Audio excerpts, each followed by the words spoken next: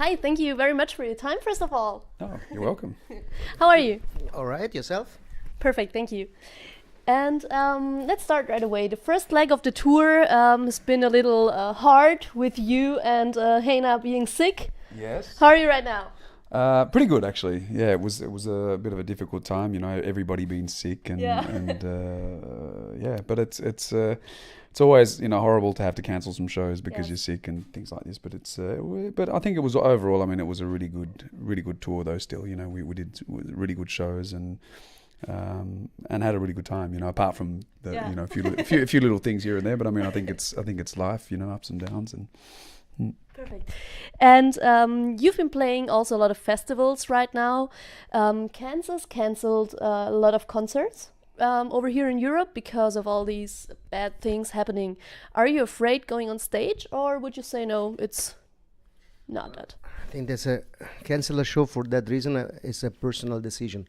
So it's not, if you think about be scared about things, then you will not move from home. And hopefully nobody's gonna ring at your door with a bomb in their pocket. So I think you have to come up with a plan and say, well, that's the way it's gonna be. There used to be a time which the world had different all the problems. Nowadays it's like there's situations like those to be handled, and I'm not afraid to go on stage. I'm not afraid to go out of the door of my house. So that's what I'm saying. But of course, this could happen everywhere, in any moment, in any circumstances, whatever is a rock concert or in the church when people go and praying, and so that's what I'm saying. And is it for you as a band now harder because all of the security measures which are on the concerts, or didn't it change at all for you? I mean, for us, we don't really see that side of it. If I'm sure it's probably changed for the public, when they're going into a concert. But I mean, for us, it doesn't really change. No. Okay. And you released Silver a few months ago. How happy are you with the success of the record? Well, the record is a good record. It's a good success. The fans liked it. Now, of course, the sales went down the drain because the internet helps to don't sell records anymore. But that's the way it is. So, but that's a problem that everybody has. So, yeah, we are happy about the record, and we're looking forward to keep on going on tour with this record and with our 25th anniversary of our first record release. Let's put it that way, from Gotthard number 1, and we're happy. And do you think it was easier back then to release a record and to be really successful, even in the economical way, or what do you think? I'm thinking that to release the first record is not that easy, but to maintain the 25th years on the road and record after the other, and more or less be lucky to reach every record reach number 1 in Switzerland, and we are touring since then, and I think that's the most difficult thing, to keep the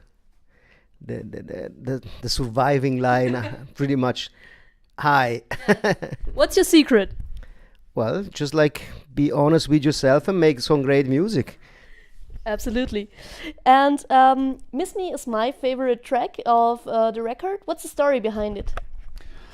Well, the story the story behind it is but I mean, basically putting yourself in the shoes of the person that I mean, I'm sure all of us have been hopelessly in love with somebody before, and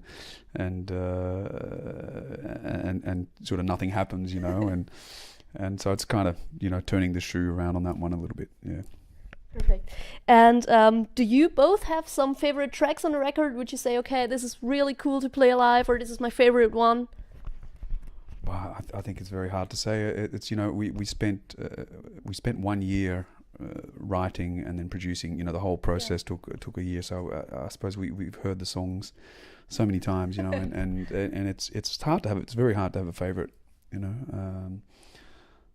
couldn't say. Really. Okay, and could you pick one? Well, there's many which I like. I guess few we play them, and one song which I would love to play actually with Bidons. Okay. It's Tequila number 5. Yeah. With this symphony, and but there's always a point that you have to take some more song out and to put some in, and there's always a deal that and that's all about. But but there's many which they are already there, and I'm happy. I mean. Absolutely. And what did you guys do before being in a band? Do you have kind of normal jobs before or something, or has it always been the music?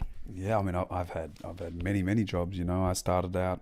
My very first job was actually a sound engineer for the Swiss television, and yeah, I mean, I've had lots of different day jobs. You know, I've always done music, but had to have day jobs on the side, as music's quite a difficult thing to just make a living from just alone. So yeah, many different jobs. Okay, and you?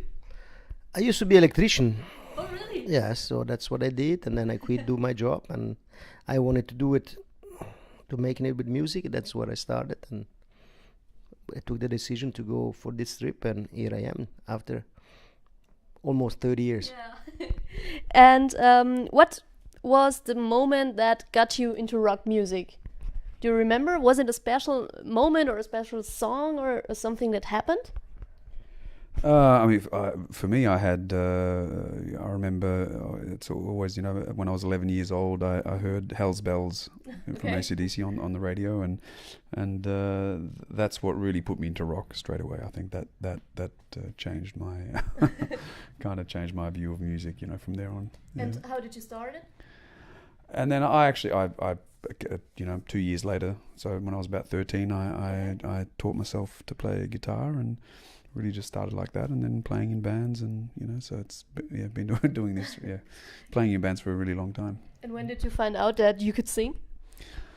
That was when I was around about 16, and I was living in Switzerland at the time, and we couldn't find a singer who could speak in English, but because I'd grew up sort of half in Australia, I could speak English, so I just started singing because I could speak English, really. So yeah, sort of started this way. Good that it happened. And what was the moment for you? Do you remember? I just started to make music, and then somehow I changed. I was always open on music styles, and I went from A to Z. So, and of course, electric guitar is always a good trip, and I started back then, and electric guitar goes really more into rock direction, and then once you're there, you never go back. It's true. And when did you start? That's ice. That's nice. No, I was I think 11 or something. 11? Yeah. And then never left. Never left the building. It's cool. And you both will be joining Rock Meets Classic next year. What do you like about the project and the concept of Rock Meets Classic most?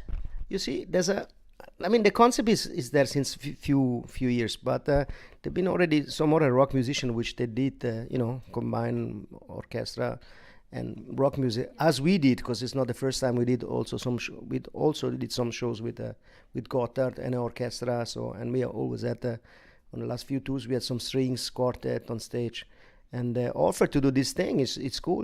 We have a chance to go on stage with different musicians, with different artists, and I think it's great. The combine of the two worlds, it's gonna sound great. Absolutely. And do you still yet know some songs you want to bring over to Rock Meets Classic? We're just we don't know yet. We're just in the process of talking about which what we think would work. Yeah, so we don't know yet. Okay, very looking forward to it. So I have two last questions, and the first one would be if you should convince a young person to listen to rock music.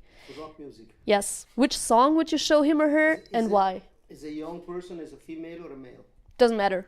No, there is a difference. Then tell me both. Which song for a girl? Which song would you pick? Give me 1 second. Okay. I would because it affected me when I was young. So I would say Hell's Bells. Okay. Yeah. Perfect. And why? I mean, for me, it just had this electrifying thing. It was like something from another world. It just had an energy, it had a vibe, and a sound. And it just had an effect on me. So yes. I maybe it would have the same effect on a young person. I don't know. Hopefully. Well, I think rock music is always, there's also 360 degrees. You could go from ballad to happy rock to aggressive rock, but I think just I would rather to turn the things around. I would tell someone to pick a song, tell me what you think, and I'm gonna convince you what's going on. And I'm gonna tell you exactly. That would twist. Just turn the tables. Yeah, correct. So my last question would be if you could have kind of a fantasy dinner with 3 persons of your choice. It doesn't matter if from the past or from the future or whatever. Who would you invite? Starting with you. Oh, thank you. Would be better than sitting in this room and have an interview there. That's what I'm saying. The 3 person I would go to dinner with. For sure, my mom, which is passed. I would love to, but one day it's gonna happen, I guess. And then, if God would be available for a dinner, I would love to talk to him for a few things that happen in this world, or whatever God is. That maybe it's about time that he's looking down and or up, or whatever he is, just like to fix some stuff. And then maybe with my girlfriend will be great. So that's the 3 person I would love on the table. Would be interesting. Yeah. And for you? I have no idea. I'm trying to, while you were answering, I'm trying to think. Think quick. I have no idea. Just imagine the best dinner ever. But This one is quite hard for everyone. actually, you know what? I like the girlfriend idea too. Yeah, I could sit down with my girlfriend, Albert Einstein, and maybe Bon Scott. How about that? Complete. Sounds great. We might have some Very interesting balanced. conversations. Absolutely.